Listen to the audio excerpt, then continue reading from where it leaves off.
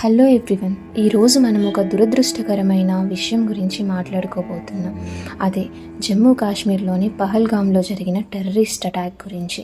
ఈరోజు అనగా 2025 ఏప్రిల్ 22వ తేదీన పహల్గామ్లోని బైసారన్ వ్యాలీ ఒక అందమైన టూరిస్ట్ స్పాట్లో అమాయకపు టూరిస్టుల పైన కాల్పులు జరిపారు.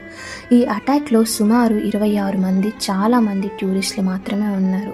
వాళ్ళు తమ ప్రాణాలని కోల్పోయారు. వీరిలో 2 ఫారినర్స్, 2 లోకల్స్ మరియు ఒకరు ఇండియన్ నేవీ ఆఫీసర్ కూడా ఉన్నారు. ఈ అటాక్ను లష్కర్ ఈ తోయిబాతో సంబంధం ఉన్న రెసిస్టెన్స్ ఫ్రంట్ అనే టెర్రరిస్ట్ గ్రూప్ చేసినట్లు రిపోర్ట్స్ చెబుతున్నాయి.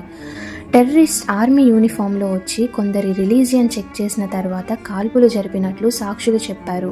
జమ్మూ కాశ్మీర్ చీఫ్ మినిస్టర్ ఒమర్ అబ్దుల్లా గారు ఈ అటాక్ను మానవత్వానికి వ్యతిరేకమైన హీనమైన చర్య అని ఖండించారు. అలాగే మన ప్రైమ్ మినిస్టర్ నరేంద్ర మోడీ గారు కూడా ఈ అటాక్ను తీవ్రంగా ఖండిస్తూ దోషులను వదిలిపెట్టబోమని హెచ్చరించారు. ఈ అటాక్లో గాయపడిన 20 మందికి పైగా ప్రజలకు మెడికల్ ట్రీట్మెంట్ అందించబడుతుంది మరియు సెక్యూరిటీ ఫోర్సెస్ టెర్రరిస్టుల కోసం సెర్చ్ ఆపరేషన్స్ చేపట్టాయి.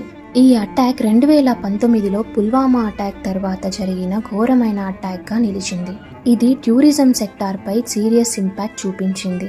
లోకల్ బిజినెస్ మ్యాన్ మరియు ప్రజలు ఈ అటాక్ను తీవ్రంగా ఖండిస్తూ ప్రొటెస్ట్ చేశారు. మనము పీస్ మరియు హార్మోనీ కోసం కలిసి పనిచేద్దాం. ఈ అటాక్ మన యూనిటీని బలహీనం చేయలేదు, దాని బదులుగా మరింత స్ట్రాంగర్ చేసింది. అలాగే ఈ దాడిలో ప్రాణాలు కోల్పోయిన వారి ఆత్మలకు శాంతి చేకూరాలని, వారి ఫ్యామిలీస్కు ధైర్యం లభించాలని మనస్ఫూర్తిగా కోరుకుంటూ నా డీపెస్ట్ కండోలెన్సెస్ తెలియజేస్తున్నాను.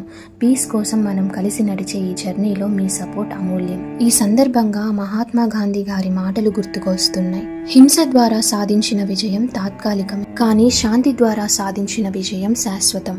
కాబట్టి మనందరం యూనిటీగా పీస్ కోసం పోరాడుదాం. జై హింద్, జై భారత్. ఇలాంటి అప్డేట్స్ కోసం నా ఛానల్ని సబ్స్క్రైబ్ చేసుకోండి.